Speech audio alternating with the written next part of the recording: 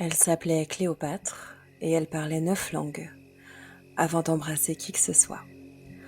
On est en -69 avant notre ère, Alexandrie, Égypte. Elle naît dans la dynastie des Ptolémées, des Grecs qui règnent sur une terre qui n'est pas la leur. Mais Cléopâtre, elle, apprend l'égyptien, la seule de sa lignée. Elle a 20 ans quand elle monte sur le trône. Son frère aussi, il est roi, mais il a 10 ans et pas d'esprit. Elle gouverne, elle négocie avec les Romains, elle résiste aux famines, aux intrigues, elle tient tête.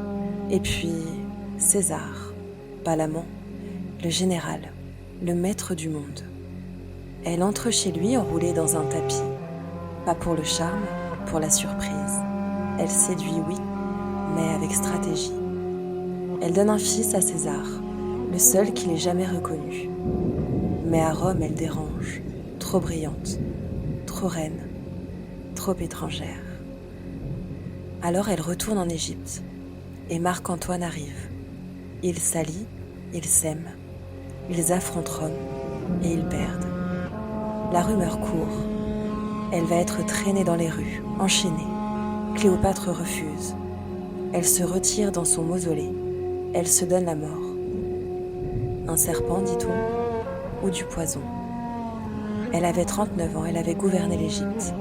On l'a peinte en séductrice, on l'a réduite à une silhouette, mais elle était une stratège, une polyglotte, une reine. Elle s'appelait Cléopâtre et elle ne voulait pas plaire. Elle voulait dire qu'être femme, ce n'est pas séduire un empire, c'est tenir un peuple debout et choisir sa fin.